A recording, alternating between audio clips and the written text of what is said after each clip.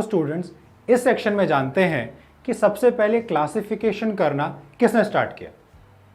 ये स्टार्ट किया था डॉबरेनियर ने। डॉबरेनियर ने जब क्लासिफिकेशन स्टार्ट किया तो इसे नाम दिया डॉबरेनियर्स लॉ ऑफ ट्रायड्स। ट्रायड्स का मतलब क्या? ट्रायड्स का मतलब 3।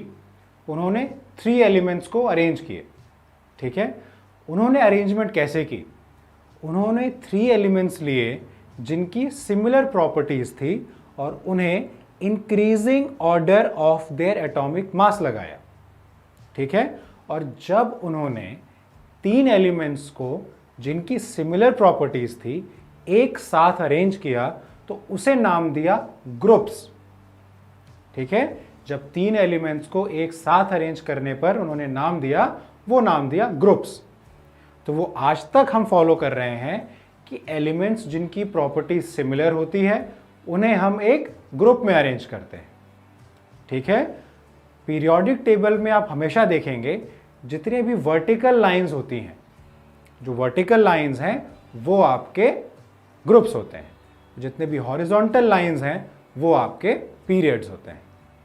ठीक है, तो सबसे पहले इसकी स्टार्टिंग डॉबरेनियर ने की थी। उन्होंने क्या किया? 3 एलिमेंट्स लिए, 3 एलिमेंट्स को अरेंज किया साथ में जिनकी सिमिलर प्रॉपर्टीज थी और उन्होंने कहा कि ये एक ग्रुप के एलिमेंट्स हैं।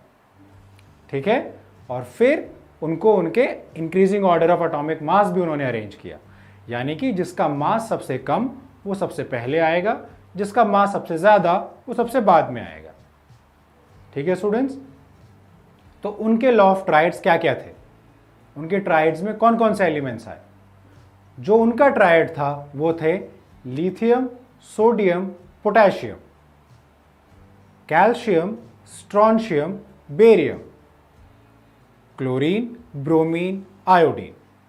ये 3 ट्राइड्स सबसे पहली क्लासिफिकेशन में डॉबरेनियर ने बताया। और फिर इसकी वैलिडेशन कैसे हुई? उन्होंने बताया कि जब हम सिमिलर ग्रुप्स में सिमिलर प्रॉपर्टीज के एलिमेंट्स को एक ग्रुप में अरेंज कर रहे हैं और उनको हमने increasing order of atomic mass लिखा है, तो ये लिखने पर जो हमारा मिडल एलिमेंट है, जो हमारा सेंट्रल एलिमेंट है, उसका मास बाकी दोनों का एवरेज आएगा। ठीक है, जो हमारा सेंट्रल एलिमेंट है उसका मास बाकी दोनों एलिमेंट का एवरेज आएगा और उसकी जो प्रॉपर्टीज है it will have common properties of the other 2 elements. ठीक है, यानी कि लिथियम और पोटेशियम का जो मास है उसे जब आप कंबाइन कर देंगे, ऐड कर देंगे और उसका जब आप एवरेज निकालेंगे वो सोडियम का मास आएगा।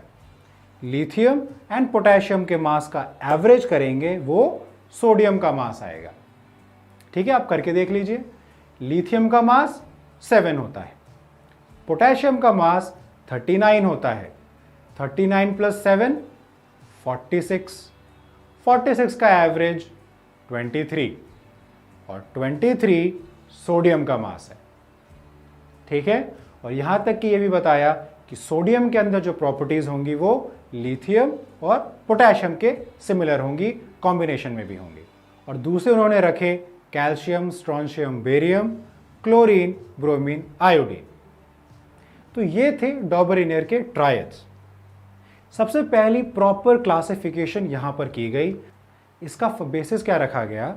The properties of elements are periodic functions of their atomic masses. फिर से सुनिए, the properties of elements are periodic functions of their atomic masses. ध्यान रखिएगा, मतलब इसका क्या है कि जो एलिमेंट्स की प्रॉपर्टीज हैं वो पीरियोडिक फंक्शन है, मतलब पीरियड पे बदलती रहेंगी, कुछ समय के बाद बदलती रहेंगी depending on their atomic mass. तो एटॉमिक मास के हिसाब से जैसा उनका एटॉमिक मास रखा गया उसी हिसाब से उनकी प्रॉपर्टीज अरेंज की जाएंगी, उसी तरह से उनकी प्रॉपर्टीज डिस्क्राइब की जाएंगी। ठीक है, तो ये बेसिस रखा गया और ये काफी लंबे समय तक चला जब तक कि मॉडर्न पीरियोडिक टेबल नहीं आ गया। ठीक है स्टूडेंट्स, अब बात करते हैं कि इस लॉ का ड्रॉबैक क्या था।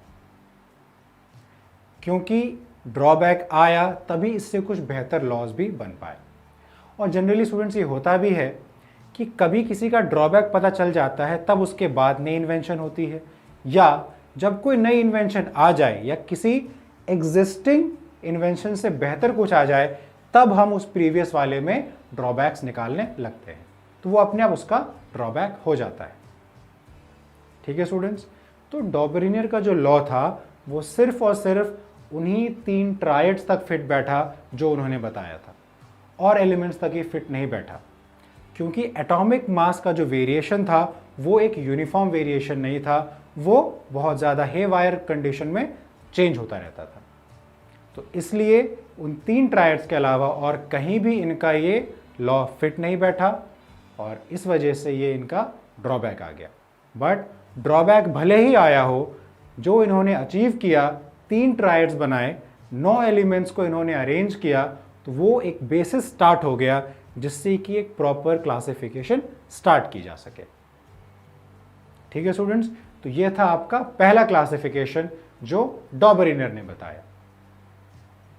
डॉबरिनियर ने और भी बहुत सारी स्टडीज की थी, बहुत सारे उन्होंने कैटलिस्ट के बारे में स्टडी किया, मेटल्स के बारे में स्टडी किया, प्लैटिनम के बारे में स्टडी किया एज अ कैटलिस्ट। तो अगर आपको इनके बारे में जानना हो तो आप इनको आराम से इनके बारे में पढ़ सकते हैं। यहाँ हमारे पास इनकी सिर्फ लॉ के बारे में पढ़ाई करनी ज़रूरी है। ठीक है, तो इनका लॉ ऑफ ट्रायड्स क्या था?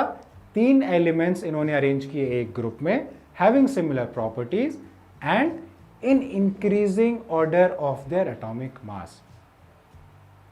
ठीक है स्टूडेंट्स, तो ये था डॉबरिनियर लॉ ऑफ ट्रायड्स। अगला हम चलते हैं न्यूलैंड्स लॉ ऑफ ऑक्टेव्स पर।